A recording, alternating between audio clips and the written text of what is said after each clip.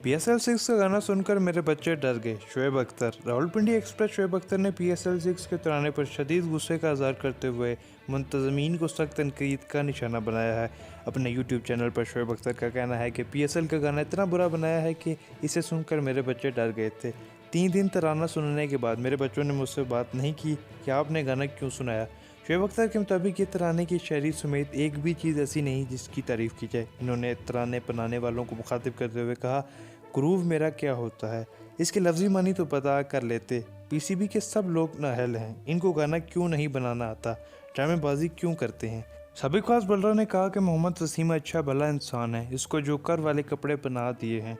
PSL के गंदे गाने के खिलाफ कैंपेन जारी रखूंगा। शोएब अख्तर ने तंज़िया अंदाज में PSL के गाने के खिलाफ केस करने का भी बोला।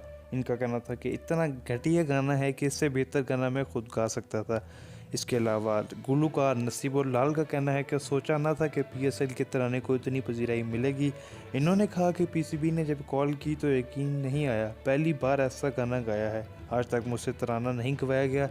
जब गाना गाया तो डर था कि कहीं फ्लॉप ना हो जाए। इन्होंने कहा कि जिन लोगों ने मुझे लाइक किया इनकी शुक्रगुजार हूँ। पाकिस्तान का गाना है और पाकिस्तान का फ़ख्र है, पाकिस्तान के लिए गाया है। नसीबुल लाल का कहना था कि ये गाना ऊंचे सुर का था, मैंने गा दिया। ये तराना पाकिस्तान की बात थी, इसलिए जज्बे बुलंद थे। और दूसरी जानिब अदाकारा महविश हयात ने तराने के लिए पसंदीदगी का इज़हार करते हुए कहा था कि मैं अब तक नहीं समझ सकी कि इस गाने में लोगों को मसला क्या है। यह तराना अपनी नोयत के लिहाज से बोल्ड और नए अंदाज पर मबनी है। मुझे तो PSL 2021 का गीत बेहद पसंद आया है। उम्मीद है आपको वीडियो पसंद आई होगी। वीडियो को लाइक ज़रूर करें, चैनल को सब्सक्राइब ज़रूर करें।